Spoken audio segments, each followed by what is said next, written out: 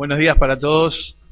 La verdad que es un gusto poder compartir con ustedes este momento y en particular un agradecimiento a Álvaro García, que estando en la CAF, en el Ministerio de Economía o en el puesto que tiene ahora como director de la OPP, siempre ha estado con nosotros, siempre nos ha apoyado y siempre hemos tenido de primera mano el trabajo que él está haciendo para compartirlos con todos ustedes. De corazón, pocas veces lo han sentido decir, pero de corazón que siento un gran aprecio por Álvaro. Creo que es un gran político, pero fundamentalmente una gran persona, y la verdad que como pocas veces me emociono cuando lo presento, pero bueno, las palabras importantes las va a decir él. Yo simplemente quería hacer esta introducción porque honestamente quería, como les decía, agradecerle a Álvaro su participación. Buenos días y muchas gracias para todos.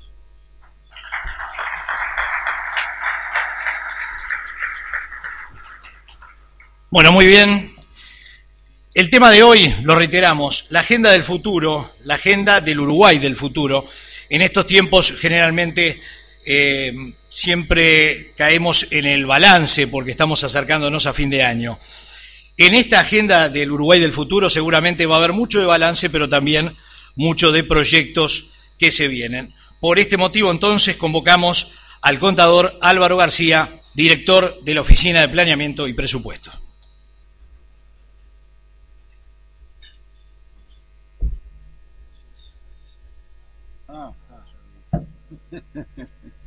Bueno, muy bien.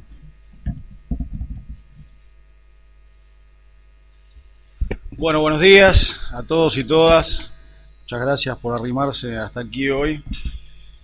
Agradezco mucho a Mario Lev y a Somos Uruguay esta posibilidad. El agradecido soy yo. Creo que son instancias de difusión importantes. Agradezco tus conceptos, Mario, y vos sabés que son completamente recíprocos.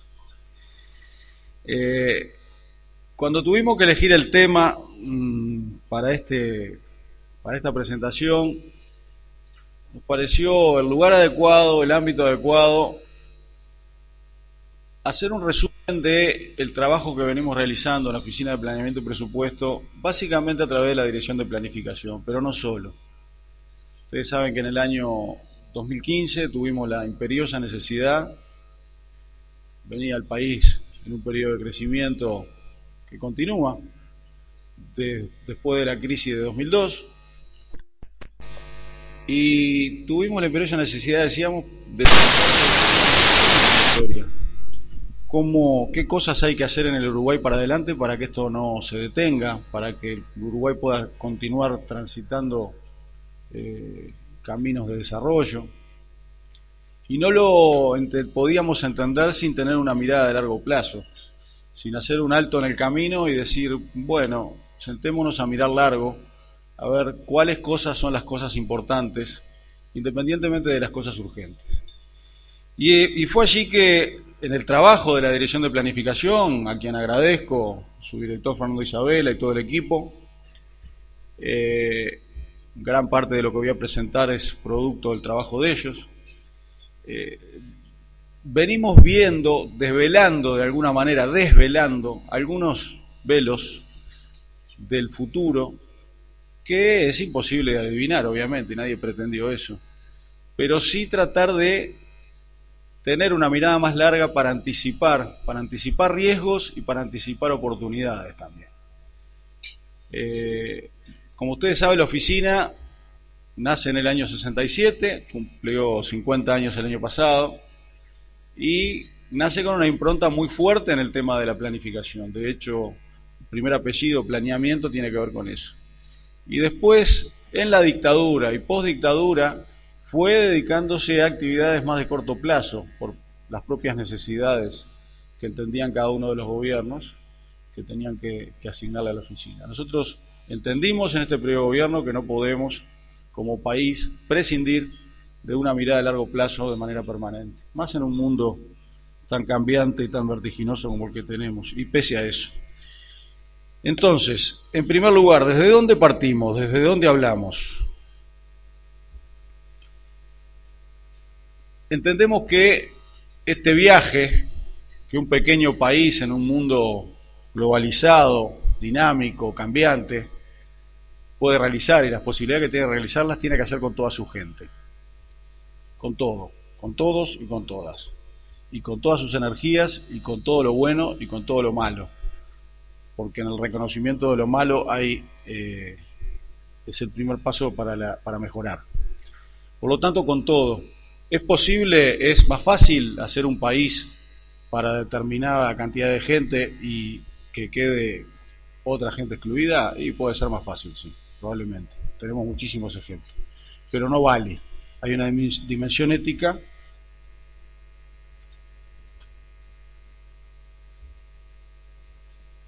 Bueno, gracias. Hay una dimensión ética que por lo menos no nos permite tener otra alternativa que esa, que pensar en todos. También desde lo propositivo, cuando encaramos este trabajo, lo encaramos con una mirada nacional, no con una mirada partidaria. De hecho, estamos incentivando a que el Parlamento tenga sus instancias de mirada larga. La mirada larga implica políticas de Estado, tiene eso de bueno. Sale de la coyuntura del periodo mediano de 5 años de un gobierno y permite tener la mirada más larga, carreteras que den luz al final del camino para que en el corto plazo se tomen decisiones que cambien las cosas en el largo plazo. Partimos también de una mirada de desarrollo sostenible, y aquí quizá en el 2015 no hubiéramos puesto esta gráfica. Esta gráfica son los 17 Objetivos de Desarrollo Sostenible, la Agenda 2030, que de manera casi milagrosa las Naciones Unidas votan, 193 países se ponen de acuerdo en el 2015 para votar esta agenda a 2030. Y digo de manera casi milagrosa porque tejer un acuerdo de estos es trabajoso, pero además creo que es una... Dos de ellas inmediatamente. Es una agenda que coloca por igual el avance económico, el avance social, el cuidado ambiental. Tiene 5, de los 17 hay 5 objetivos económicos, 5 objetivos sociales, 5 objetivos ambientales. Gran parte de las discusiones que tenemos a nivel de país, a nivel del mundo, es por poner la mirada en uno solo. Y a veces en algún aspecto de ellos. No se puede avanzar infinitamente en lo social si no se genera una base económica necesaria para ello. No se puede avanzar infinitamente en lo económico sin cuidar el medio ambiente. Somos la última generación capaz de revertir el proceso de cambio climático que existe en el mundo. Se están encontrando en los lugares más recónditos del océano microplásticos en organismos vivos. Por lo tanto, esta mirada transversal es fundamental. Y yo creo que tiene que ser reclamada por la ciudadanía esta mirada transversal, sin renunciar a ninguno de ellos, sin renunciar al desarrollo económico, al desarrollo social y al desarrollo ambiental. Me parece fundamental. La segunda virtud que tienen estos objetivos es la mirada larga. Tienen una mirada 2030. Por lo tanto, está en línea con lo que hablábamos anteriormente. El lema de las Naciones Unidas en esto es que nadie quede atrás. Esto también está en línea con lo que estábamos planteando anteriormente. Cumplí 57 años hace poco.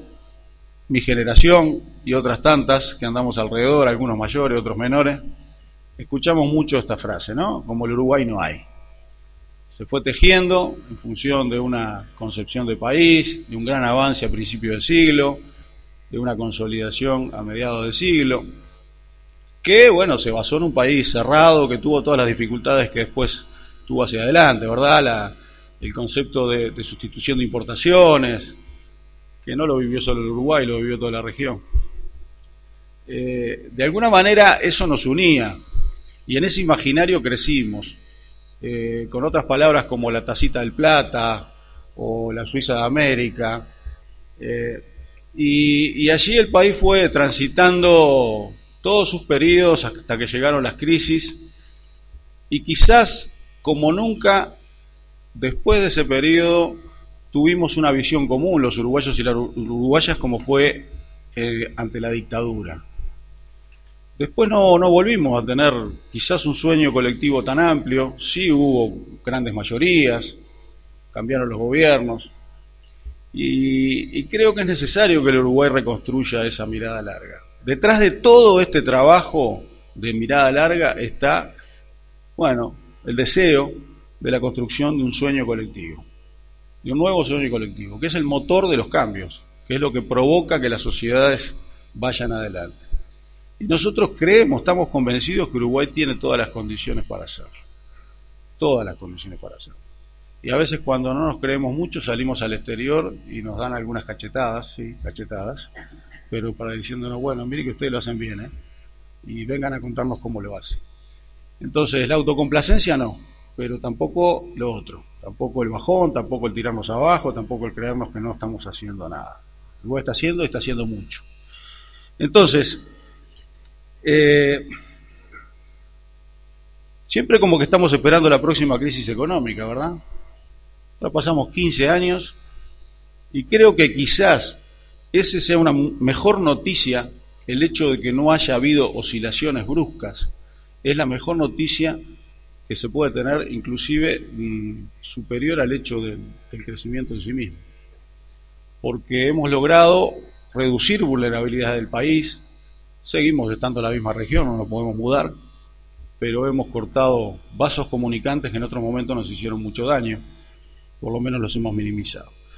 Así que con esta base vamos a hacer en esta mañana una presentación de diferentes aspectos que venimos viendo y que, como decía anteriormente, nos van dando algunos elementos del Uruguay del futuro,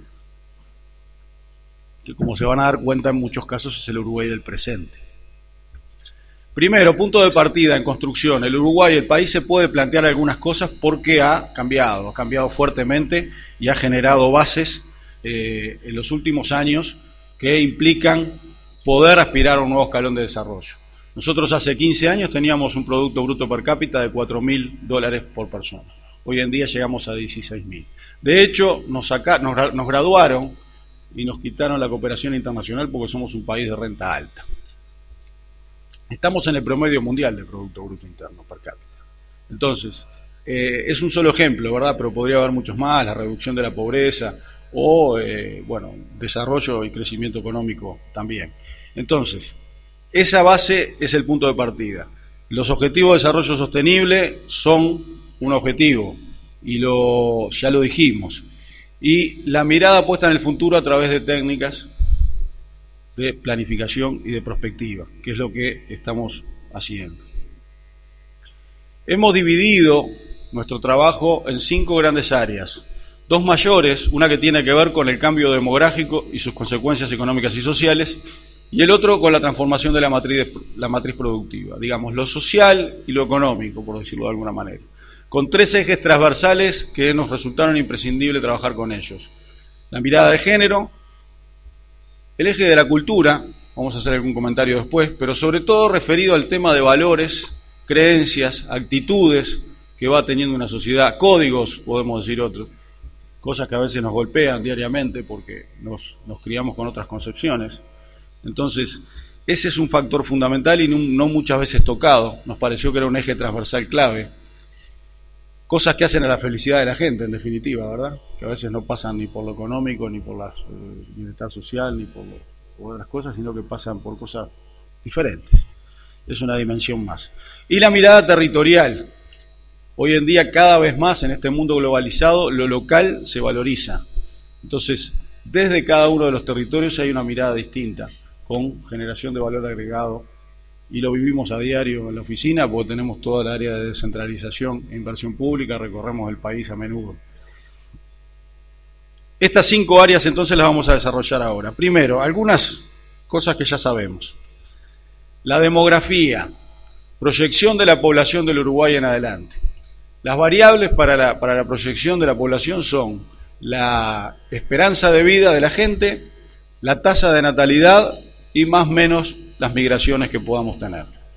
Las 2 más relevantes son las primeras. Las migraciones, estamos viviendo un proceso de inmigración, cualitativamente tiene sus consecuencias, pero cuantitativamente los grandes números no mueve la aguja, salvo que pase algo como pasó a principios del siglo XX con la gran migración que llegó a Uruguay en ese momento, que nos cambió completamente la sociedad. Pero, digamos, la esperanza de vida y la tasa de natalidad se pueden proyectar con bastante certeza. Eso quiere decir, con esas variables, que en cualquiera de los escenarios vamos a estar entre la población actual y 4 millones de personas al año 2050. No vamos a ser ni 6 ni 10 millones de personas. Vamos a estar en ese rango. O sea, vamos a hacer más o menos lo mismo. Y otra constatación importantísima es que va a ser una población más envejecida, con mayor edad. A mí no me gusta decir envejecido, porque creo que todos trabajamos para que la gente viva más y para que la gente viva mejor. Entonces ese hecho es un hecho para celebrar, no es un hecho para cortarse las venas. ¿Que genera desafíos importantes? Por supuesto que lo genera, pero trabajamos para eso. Los países que les va mejor tienen también poblaciones de mayor edad. Por lo tanto, la señal de que la esperanza de vida crece es una señal positiva. Entonces, ahí tenemos en el otro gráfico, y ustedes ven que la situación actual, en 2016, era de menos de un 15% la población mayor de 65 años, y en cualquiera de los escenarios que se plantean, porque se simulan diferentes escenarios, ¿verdad?, en función de cómo varían de las posibilidades de las distintas variables, en cualquiera de ellos vamos a estar en niveles de entre 20 y 25% de la población total para los mayores de 65 años. Esto implica un dato clave, ¿verdad?, sobre algunos temas específicos que los iremos viendo a lo largo de la charla. En este marco resulta muy importante determinar cuál va a ser la cantidad de gente trabajando, o la población económicamente activa, o la tasa de actividad en una economía. Entonces allí, en la línea azul, tenemos el escenario demográfico sin ningún cambio. Estamos planteando variables con referencia a la esperanza de vida, con referencia a cambios en la educación y la cantidad de años de educación básicamente que la gente tenga, y a la brecha de género. ¿Qué es esto? En los últimos años, gran parte del crecimiento del Uruguay fue basado en un ingreso de la mujer al mercado de trabajo que ha sido constante y creciente, pero que no ha cubierto completamente la brecha de género, es decir, no ha igualado la tasa de actividad del hombre. Hay un avance para realizar allí. En el gráfico, entonces, los puntitos azules, yo miro porque a veces uno lo ve acá con color y ahí se ve de otro, en los puntos azules, el más bajo, pasaríamos de una tasa de actividad en el 2015 de 65% a un 60%.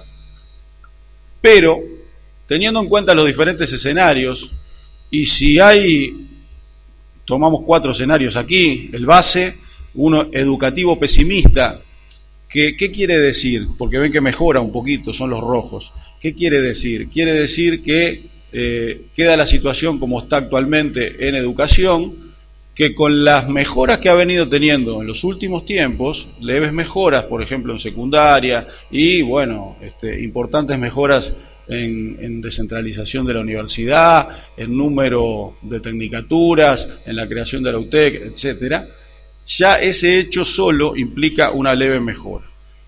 Pero si hubiera una mejora, por ejemplo, en el egreso de secundaria a la universidad y por lo tanto en la cantidad de años de estudio de la población, mejoraríamos sustancialmente, es el otro, es el de los puntos verdes. Y si además a eso le agregamos que se cierra la brecha de género, es decir, que las mujeres van a tener la misma tasa de actividad que los hombres, estamos llegando a mantener prácticamente a 2050 la tasa de actividad en Uruguay. ¿Por qué es importante esto? Es muy importante porque obviamente hay que sostener la economía. Y esta realidad ya nos brinda también otras conclusiones, que es importante verlas. Reducción futura de la población desempeñándose en el mercado de trabajo, como decíamos, que implica grandes desafíos económicos, fiscales y previsionales. Se ha comenzado a hablar en Uruguay de la necesidad de una reforma de la previsión social. Creo que esto debería estar en las agendas de cada uno de los partidos. Ha habido una mejora importante, venimos de 15 años de incremento de las jubilaciones reales, de niveles paupérrimos que existían a niveles más o menos dignos hoy en día. Por lo tanto, es fundamental encarar este tema a tiempo para no después llorar con la leche derramada, ¿verdad? Tenemos la posibilidad de hacerlo, tenemos la posibilidad de, sin pérdida de derechos, ir adecuando a esta evolución demográfica del país las realidades que los desafíos futuros de financiamiento de la previsión social y financiamiento, por ejemplo, de costos de la salud pueden implicar.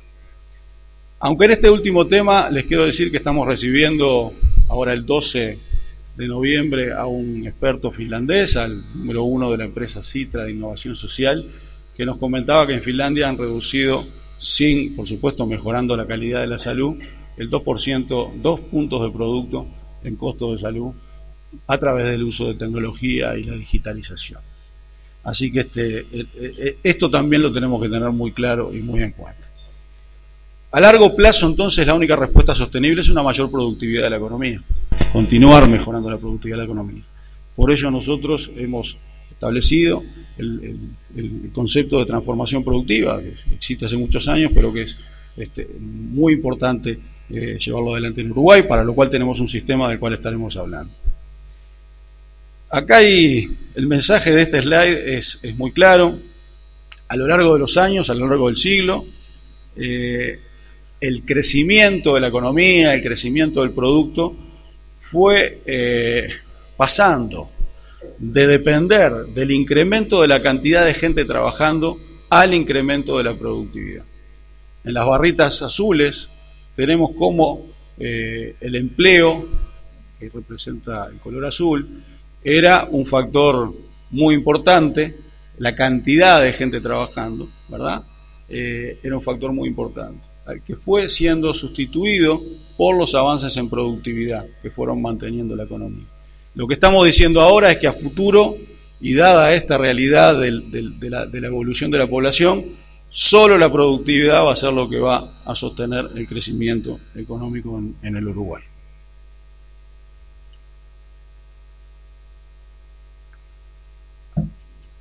Una cosa que hemos tratado de hacer es quitarle dramatismo, porque a veces parece que se termina el mundo ante algunas situaciones. Y en la discusión de la automatización, esto es lo que queremos hacer. Uruguay no está en la situación de Brasil, de India, de China, como acabamos de ver recién, que generan millones de jóvenes que tienen que empezar a trabajar cada año y tienen que generar trabajo para ello. Tienen que generar empleos para ello. Uruguay, de acuerdo a lo que acabamos de ver y con la necesidad de mejorar su productividad, la automatización de los procesos se transforma en un aliado y no en un enemigo de ese tema. ¿Que implica importantísimo desafío? Por supuesto que los implica. ¿Y los implica en el corto plazo? También. Estamos viendo, a ver, no hay un diagnóstico definitivo, pero si esta es la causa por la cual el crecimiento de los últimos años, que ha sido un crecimiento menor, no ha sido generador de empleo como había sido anteriormente. Es un tema que hay que analizarlo a mayor profundidad. Pero de hecho, en el largo plazo, el mayor desafío está en la reconversión, está en el adaptarse a los nuevos oficios que existen. Pensemos en todos aquellos empleos que existen hoy, que hace 10 años no teníamos ni la más remota idea de que iban a existir. Imagínense la posibilidad de lo que puede suceder dentro de 10 años. Tengo a Loureiro acá, que es de la CUTI, con Isabela y el director del CEDU dieron una maravillosa charla el otro día con referencia a estos temas, ¿no? Asombrosos inclusive, la evolución que está teniendo la tecnología, asombrosa inclusive para los que estamos más metidos en estos temas. La Internet de las cosas, el blockchain, la inteligencia artificial, todo eso es un proceso que yo creo que nos va a dejar con la boca abierta de las cosas que ya hemos visto. Por lo tanto, es muy importante tener claro este concepto. Uruguay no está en esa situación. Lo que sí tenemos que tener y lo vamos a marcar ahora, es la necesidad de ir adaptándose a esa nueva realidad.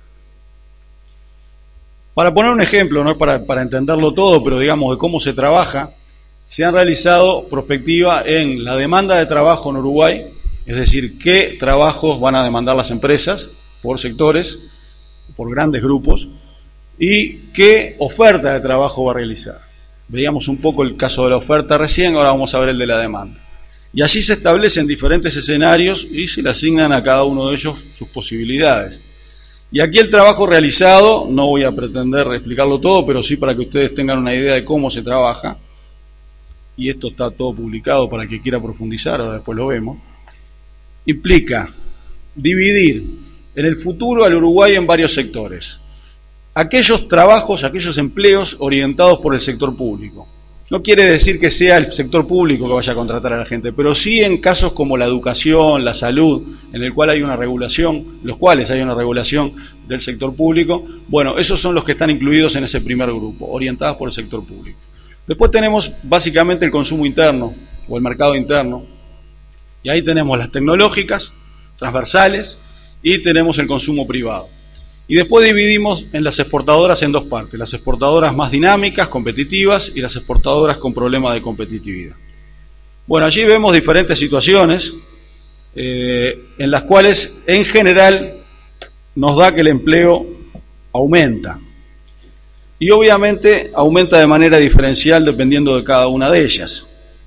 Lo que estamos viendo es que en aquellas actividades, educación, salud, seguridad, que están orientadas por el sector público, va a haber un incremento importante. Pero las que van a crecer más son las transversales tecnológicas y organizacionales. Y esto es un dato importante, también a la hora de definir qué se estudia, ¿verdad? Y cambiar aquellas inercias históricas que tenemos de mi hijo el doctor y, bueno, fui a un evento el otro día que me gustó mucho el nombre, se llamaba Mi hijo el robot. Creo que también, y acá estamos hablando de cosas culturales, hay que ir cambiando esos chips, ¿verdad? Así que esto yo se los dejo para que ustedes, si les interesa, lo vean más en profundidad, pero es un ejemplo de cómo se trabaja en esta proyección de escenarios de demanda de trabajo futura en Uruguay.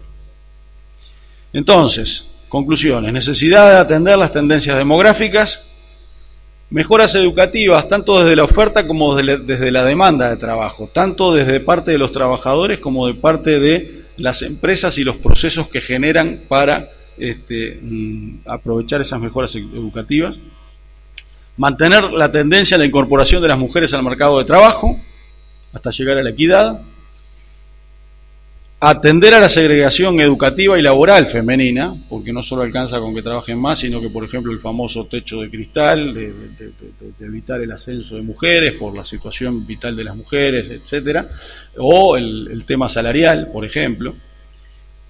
El aumento de productividad es clave, lo dijimos recién, en donde la transformación productiva, la automatización son aspectos fundamentales. Y para la gestión del cambio, para esta gestión del cambio, potentes políticas públicas vinculadas con el tema de la capacitación laboral. La educación de base y la capacitación laboral. Veremos alguna cosa más en adelante también. De hecho, aquí tenemos que en los dos sectores que dije que nos dan los escenarios que serían los más dinámicos en el futuro, la cantidad de años de estudio es de las mayores que ya tenemos hoy. Por lo tanto, el incentivo a estudiar más y a la capacitación permanente es clave. Aquella vieja historia de que un profesional estudiaba 4 o 5 años, se recibía, colgaba el título y trabajaba en la misma empresa toda la vida, ya fue para no volver, no tiene retorno. Por suerte, digo yo. Bueno, algunos desafíos educativos entonces. La masificación de la educación terciaria, se ha incrementado mucho la matrícula, podría incrementarse más en caso de mejorar, de continuar mejorando el egreso de secundaria, que es una de las puntas, digamos, que es necesario trabajar más. Implica uso mayor de tecnología, porque a nivel de universidades, si no, va a ser difícil manejar una masificación, como por ejemplo la Universidad de la República ha tenido que venir manejando en los últimos años. Una necesidad de amplia alfabetización en tecnología de la información. Esto es casi como leer y escribir desde finales del siglo XIX. Esto es muy importante. Los más chicos es casi obvia, porque se alfabetizan solos. Pero hay que ver cómo se alfabetizan también, ¿no? Esto tiene que ser cada vez más incorporado en nuestras currículas. De hecho, el Plan Ceibal ha sido un empuje fenomenal en este cambio. Formación de base amplia. Aquí es muy importante que el ejemplo que poníamos del título recién y ser especialista en una cosa va en contradicción con las capacidades que se necesitan, digamos. Desde el punto de vista de una base cultural amplia que implique una fácil recalificación hasta tener capacidades blandas como trabajar en equipo, comunicar, tener empatía, liderazgo, capacidad de negociación, son fundamentales, van a ser fundamentales cada vez más, mucho más que conocer específicamente el métier del trabajo que se tenga. La capacitación laboral, entonces, es muy importante como complemento a esa formación de base ancha que pueda dar la educación. Acá voy a presentar el otro aspecto, el tema de lo económico, la transformación productiva y cómo la vemos en una estrategia nacional de desarrollo. También realizando técnicas de prospectiva desde la dirección, coordinadas por la dirección, pero realizadas con todos aquellos organismos y con los privados que tienen que ver con el tema, ¿verdad? Y veo a varios que han trabajado en estos procesos con nosotros. No puede ser de otra manera. Partimos de una primera visión de algo que se hizo en la oficina en el año 2008. ¿Cuáles son aquellos sectores, aquellos complejos en los cuales Uruguay tiene que hacer sus apuestas? Nosotros estamos convencidos que no hay país que pueda avanzar fuertemente en procesos de desarrollo en el desorden macroeconómico. No puede ser. Pero tampoco hay grandes cambios en países, y podemos citar varios ejemplos, que no realicen sus apuestas a determinados sectores en los cuales determinen que tienen capacidades para ello. Y esto va en ese sentido. Entonces, ¿qué nos dice?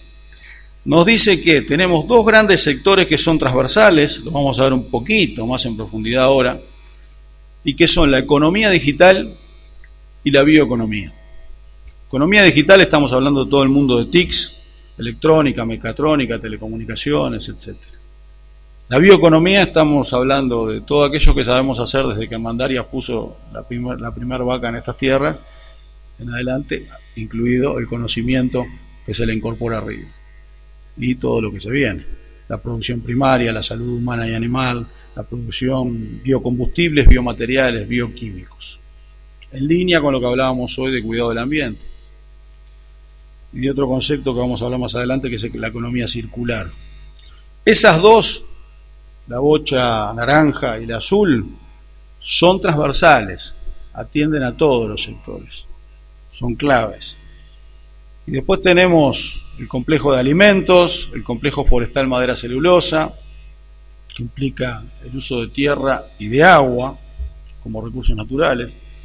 Y ahora vamos a estar viendo, entonces, a continuación, 6 complejos productivos estratégicos en los cuales vamos a tener de aquí a abril 6 estrategias nacionales de desarrollo delineadas a 2030. Estos sectores estratégicos suponen entre el 20 y el 25% del producto y del empleo total y representan el 90% de la exportación de bienes y servicios. Estos dos que hablábamos, tanto la bioeconomía como la economía digital, en el caso de la bioeconomía es una oportunidad para desarrollar más los sectores basados en recursos naturales, incrementar el valor agregado local y la investigación y desarrollo. Y la sustitución de productos de base petroquímica como tendencia central, que está sucediendo en el mundo. No hicimos mención, pero cuando hablamos de objetivos de desarrollo sostenible, y hoy hay indicadores de ello, medición de desempeño de los países en el mundo y ranking con referencia a eso, entre otros la Fundación Jeffrey Sachs, nosotros encontramos que el mapa del mundo cambia. Esto creo que es importantísimo. Cuando nosotros hacemos la medición del mundo que conocemos habitualmente por Producto Bruto Interno, Estados Unidos es el 1 del mundo, China anda ahí, es el 2, lo va a pasar en algún momento, no sé si lo pasó ya, bueno, pero están jugando una carrera a ver quién es el más grande del mundo. El mundo diseñó partir de concepciones diferentes. En la década del 90 el índice de desarrollo humano, donde ponía otras dimensiones. Y ahora con los objetivos de desarrollo sostenible estamos teniendo una medición más amplia. El mapa del mundo cambia. Los 4 países del mundo que están primeros en desarrollo sostenible, según la medición de los 17 objetivos, son los países del norte de Europa. Son los nórdicos. Se van rotando, pero tenés Finlandia, Suecia, Dinamarca, Noruega. Estados Unidos, China están en el lugar 20 y pico, 30, porque tienen carencias en otros casos. Siempre recuerdo una frase que me quedó de alguien en algún foro internacional que la dijo, dice, bueno, con la necesidad del cambio dramático en el modelo de desarrollo que tiene que realizar el mundo, por las cuestiones climáticas, pero también por cuestiones de sustentabilidad social, etcétera, hoy en día todos los países son países en desarrollo. Y eso para algunos que nos criamos con aquella visión del mundo de países desarrollados y países subdesarrollados por culpa de los desarrollados, etcétera, cambia, cambia el esquema. Entonces, en este tema de la bioeconomía, el concepto de economía circular es algo fundamental. La economía que conocemos desde el mayor impulso en las revoluciones industriales y el desarrollo del capitalismo hasta ahora ha sido una economía lineal. Un insumo entra en un proceso productivo, genera un producto que tiene una vida útil y que cuando se termina esa vida útil, nadie pensó a dónde iba a parar. Y así llena terrenos, llena ríos, llena océanos y genera todo lo que genera. El concepto de economía circular es asimilar a lo que pasa en la naturaleza. La naturaleza no tiene desperdicio. Todo lo que sale de un ciclo de la naturaleza es insumo de otro ciclo. Y eso a nivel económico, bueno, hay experiencias. De hecho, los países nórdicos lo están haciendo. Estuvimos hace 3-4 días en la visita de una delegación de Suecia, donde hay barrios ejemplares, barrios piloto, que ya están bastante extendidos, que tienen un tratamiento de los residuos, por ejemplo, en el cual todos los residuos orgánicos del barrio van a producir biogás. Y la flota de ómnibus de Estocolmo está básicamente movida a biogás. Esos son los procesos virtuosos que es necesario, que es imprescindible recorrer, porque además los residuos tienen valor. Va a llegar un día que nos vamos a dar cuenta y vamos a decir, bueno, todo lo que hemos tirado y el daño que hemos generado, cuando todo esto tiene valor. Muchas compañías a nivel del mundo, con el agotamiento de las dotaciones de recursos naturales, y pese a que no tengan una conciencia ambiental, están necesitando reciclar para poder seguir manteniendo su negocio. Entonces, estas son ideas que tenemos que seguir machacando, porque en realidad el tiempo no sobra en esto. La economía digital, bueno, podríamos hablar largo rato, pero así como la economía circular suena como una palabra clave, digitalización es otra palabra absolutamente clave. La eficiencia económica que implica digitalizar procesos es asombrosa. Y creo que en algunos casos ya la estamos viendo y la vamos a ver muchísimo más en el futuro. Bueno, acá voy a pasar rápido porque si no se nos va a ir mucho la hora y me van a creer que estamos haciendo entonces estudios prospectivos en las TIC y verticales. Esperamos llegar antes de fin de año en este trabajo que estamos realizando con todos los organismos del Estado correspondientes a esto, pero también fuertemente con participación de la CUTI y de CEDU en este tema, a tener un escenario metapaís antes de fin de este año. Ese es uno de los puntos clave. Una estrategia nacional de desarrollo en TICs. Una estrategia nacional de desarrollo en alimentos, ¿verdad? Y los determinantes internacionales que se están manejando son estos, los demográficos, los tecnológicos, medio ambiente y las características de la cadena global de valor. Voy a pasar rápido estos temas. Otro de los complejos claves, bioeconomía, forestal, madera, celulosa, como cadena integrada. No hay que pensar que la celulosa es exclusivamente para hacer papel. El papel para imprimir está cayendo en el mundo y va a continuar cayendo. Está creciendo el papel tisú, papel de uso higiénico, o por ejemplo la celulosa se usa para la confección de pañales para adultos, que en función del incremento del consumo, de la esperanza de vida, es un mercado que crece. Pero no solo eso, sino que hay otros usos. Nosotros estamos trabajando en este tema con la Universidad BTT de Finlandia, que son punta en el mundo en materia de investigación, y hay usos que van desde, como está planteado muy claramente acá, desde los biorefinados hasta la bioenergía, y usos de la pulpa para moda, prendas confeccionadas con componentes de celulosa, vivienda, mobiliario. Las posibilidades son muy grandes y es un nuevo sector que se ha consolidado en Uruguay. Energías renovables, un cuarto complejo productivo del cual estamos haciendo. Este es otro ejemplo, no lo vamos a pretender, pero hay 4 escenarios planteados. En este caso los escenarios son buenos porque partimos de una muy buena base. El Uruguay ha hecho una revolución en este tema. Nos tocó presentar en las Naciones Unidas este año el tema de energía y bueno, estamos generando la energía eléctrica del país todos los días casi 100% con energías renovables, entre la hidráulica histórica y la eólica reciente y alguna solar que aparece. Entonces aquí hay diferentes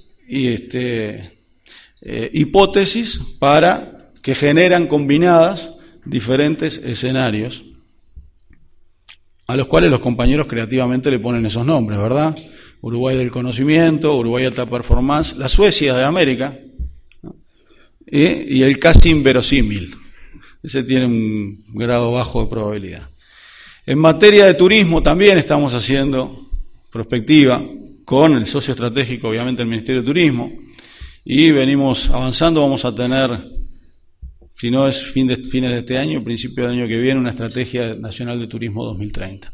El turismo es una de las actividades que genera mayor empleo localizado y que pone en valor cosas que siempre las tomamos como naturales y que muchas veces vamos a otros lugares del mundo y nos asombramos y pagamos plata para visitar algunas cosas que estamos empezando y ayudar a valorizarlas en nuestro propio país. Industrias creativas es el sexto complejo, y bueno, aquí también venimos realizando un proceso grande, lindo, en todas las áreas: audiovisual, diseño, música, artes escénicas, editorial, publicidad. Son las industrias del siglo XXI, ¿verdad? Las industrias livianas. Aquel paradigma de desarrollo con fábricas llenas de miles de obreros y tirando mucho humo, y cuanto más humo tiraran, también ya fue definitivamente. Y los 3 ejes transversales, brevemente, hemos presentado la Estrategia Nacional de Género conjuntamente con InMujeres el 7 de marzo pasado. 2 ejes transversales fundamentales: uno, el tema del empoderamiento económico de las mujeres, y el otro, el tema de ir rompiendo las representaciones sociales machistas que han existido siempre. Bueno, en esos 2 ejes se cruzan y llegamos a diferentes escenarios, a escenarios de avance y de equidad o a escenarios de retroceso al siglo XIX, y también hay que estar atentos a esas cosas. La mirada territorial, hoy, después de un proceso de 1 año y medio, trabajando con más de 400 personas en Tacuarembó, con la Intendencia, con la Universidad de la República, con el INIA, que tienen un fabuloso establecimiento allá. Hoy Tacuarembó tiene una visión 2050, consensuada, de hacia dónde tiene que ir esa zona del país. Elegimos ese lugar porque, como ustedes saben, el Uruguay tiene del centro para el noreste una asimetría importante en materia de desarrollo y son zonas mucho más postergadas que el sur y el litoral. Por lo tanto, nos pareció fundamental arrancar por Tacuarembó. Pero también está el caso de Pensemos Juan Lacase, también está el caso de Salto 2030, también está el caso del Paysandú que queremos. Una mención sola: caso Juan Lacase, caso Paysandú, con viejas imaginarios industriales. Y acá está el tema de la cultura también.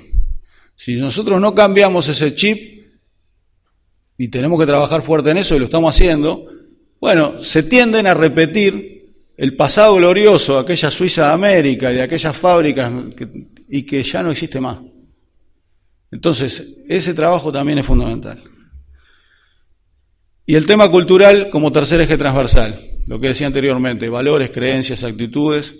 Trabajamos con la Encuesta Nacional de Valores, trabajamos con la Universidad de la República en algunos trabajos. Está todo publicado. Este es un tema que no quiero entrar porque si no me voy a extender demasiado. 2 slides mencionando Uruguay Transforma. Levante la mano acá quien sabe lo que es Transforma Uruguay. Transforma Uruguay. ¿Quién? Levante la mano. ¿Quién sabe qué es? 1 allá, 2. Bueno, fenómeno. Transforma Uruguay es una de las transformaciones más grandes que ha tenido el Estado uruguayo. Es reforma del Estado en los últimos años en materia de apoyo al sector productivo y a la innovación. Es una cosa muy sencilla. Una ley del año 2016, sencilla pero que costó, ¿eh? La cosa sencilla, salió un producto sencillo, pero el proceso no fue sencillo. Una ley del año 2016 en la cual juntamos en un gabinete a todos los ministerios más relacionados con el área económica, por decirlo de manera muy simple, pero también está educación y cultura, también está medio ambiente, que define políticas y políticas transversales. Y a 9 agencias del Estado que son especializadas en cada una de las áreas de apoyo. Y es así que la primera priorización, vamos a estar cumpliendo un año del primer plan y vamos a estar haciendo una presentación pública ahora en noviembre. La primera priorización ha estado dada en estos sectores. Y fíjese qué coincidencia, ¿no? Gran parte de ellos coinciden con lo que estamos haciendo prospectiva. Porque ¿cuál es la idea? Cuando un país genera, refuerza sus apoyos para salir de un atraso histórico en materia económica, que es necesario tener un rol del Estado para llevar adelante cosas, un rol ordenado, ¿verdad? Necesita saber a dónde va a poner esos apoyos. No puede trabajar a demanda. Porque si trabaja a demanda van a venir las viejas reivindicaciones de cosas que quizás en el futuro no tengan más sentido. Por lo tanto, la orientación, la mirada larga de esos complejos en los cuales hablábamos de prospectiva recién, tiene que tener su correlato al día de hoy. Y Transforma Uruguay es el correlato al día de hoy. Acá hay, la metodología son hojas de ruta sectoriales y se trabaja público, privado, con presencia importante del privado. Estamos haciendo la instalación del primer consejo consultivo ahora, en estos próximos días, 23 de noviembre creo que es que se instala, con amplísima participación del sector privado. Estos son los libros que tenemos hechos al día de hoy, tenemos algunos impresos y están todos publicados en la dirección, gran parte de las cosas que dije hoy y que ustedes van a encontrar allí.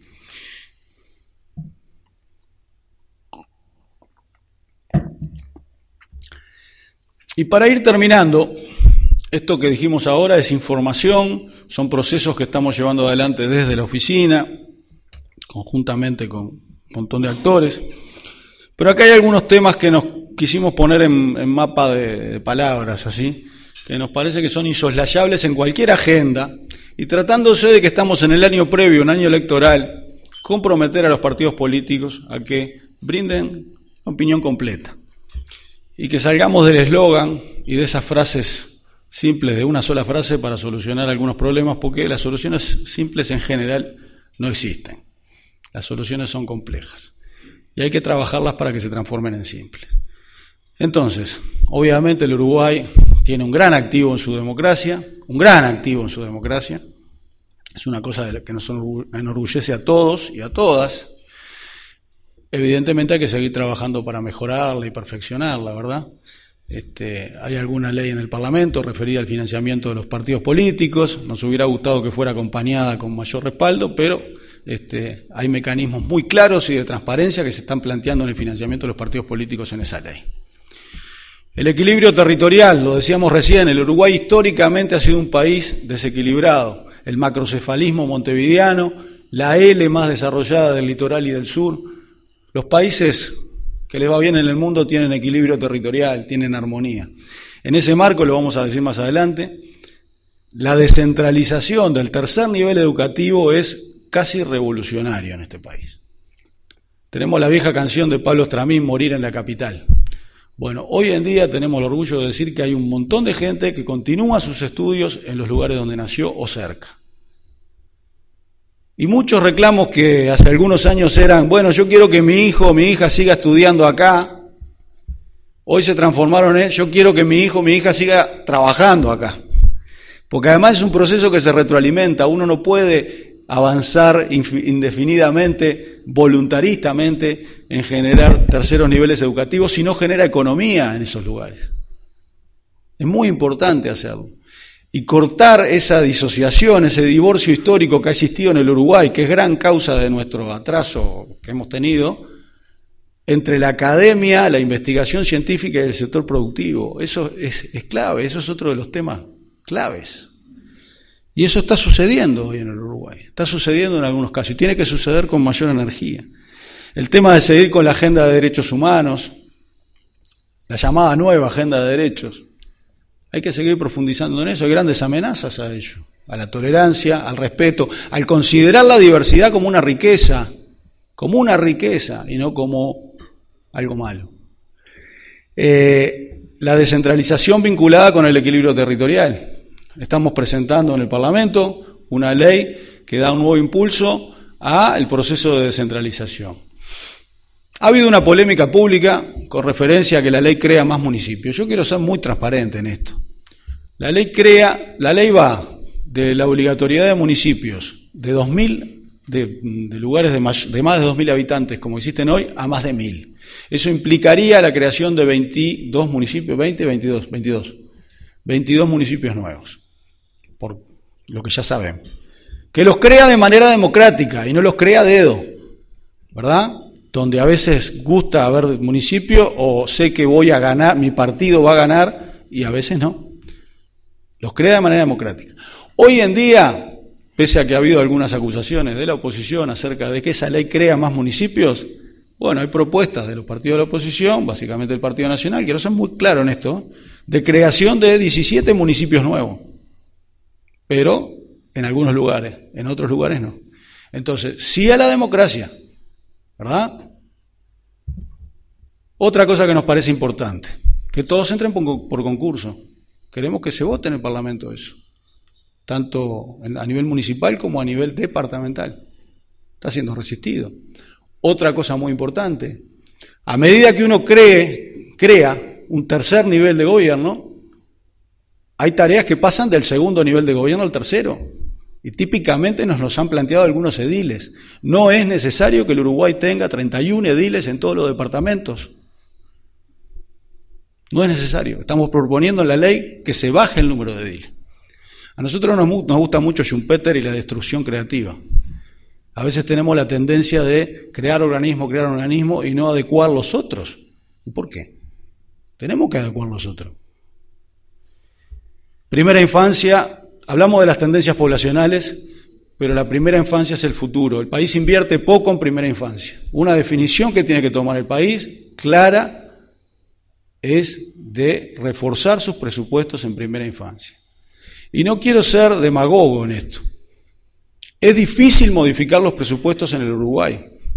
Soy el director de la Oficina de Planeamiento y Presupuesto. Es muy difícil. No depende de un director de la Oficina de Planeamiento y Presupuesto. No depende ni siquiera de un ministro de Economía. Depende de la voluntad política que tenga el sistema político de cómo hace las cosas. El Uruguay tiene una gran cosa. Votamos presupuestos de 5 años. Eso da una previsibilidad importante.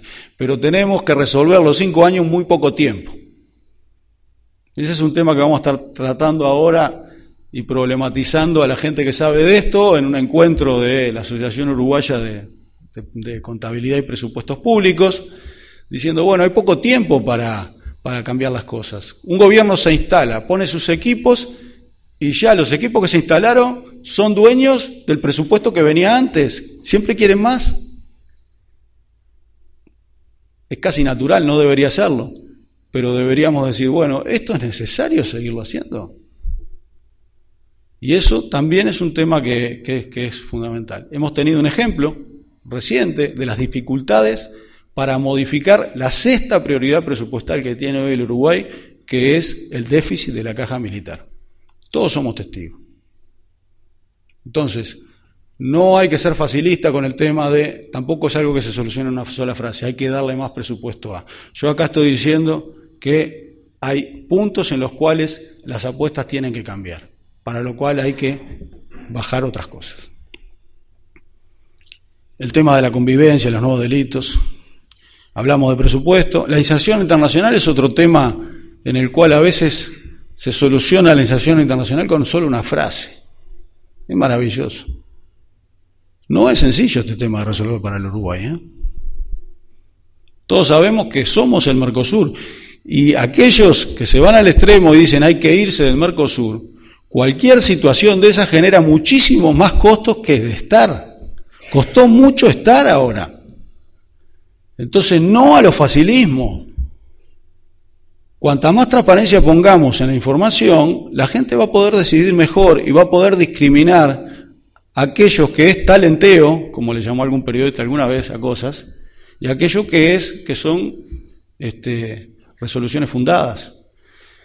Entonces, el tema de la inserción internacional no es un tema de resolución fácil para el Uruguay. Sabemos que el Mercosur es uno de los bloques con mayor atraso en acuerdos en el mundo. Sabemos que el Mercosur depende muchísimo de lo que diga Brasil. Y tenemos que manejarnos en esas aguas. La buena noticia es que muchas veces el perfil de inserción internacional que puede tener nuestro país no depende ni de restricciones arancelarias ni pararancelarias. Porque a veces los nichos son tan específicos, o son servicios, que muchas veces no pasan por este tipo de acuerdos, son tan específicos que, bueno, deja de tener una importancia relativa. De cualquier manera, todos deseamos tener la mayor cantidad de acuerdos que podamos tener en esta realidad que tenemos. Así que no soluciones fáciles. La desigualdad de ingresos, el país avanzó mucho. Tenemos una concentración muy fuerte en riqueza. Brevemente, ingresos es una variable de flujo. Es lo que la gente gana año por año. Riqueza es el patrimonio, ¿verdad? Riqueza inicial, más ganancia, riqueza final. El índice de Gini, que es el indicador que mide la concentración del ingreso, bajó en Uruguay de 45 a 38. Es difícil moverlo, ¿eh? Es muy difícil. Pero somos una sociedad mucho más igualitaria hoy que hace 15 años. En riqueza, ese Gini que está en 38 en ingresos, está en 82. Tenemos mucho para trabajar en esto, muchísimo para trabajar en esto. Hablamos de economía circular, hablamos de la necesidad dentro de eso de seguir fortaleciendo también los aportes, las apuestas del país a la ciencia, a la tecnología y la innovación. Ahí está la punta del asunto. Pero ¿qué pasa? Países como Finlandia invierten 4% del producto en ciencia, tecnología e innovación. 3% lo invierte el sector privado. No es la realidad que tenemos en el Uruguay. Estamos lejos en el sector público también, ¿eh? Pero también hay que trabajar en eso.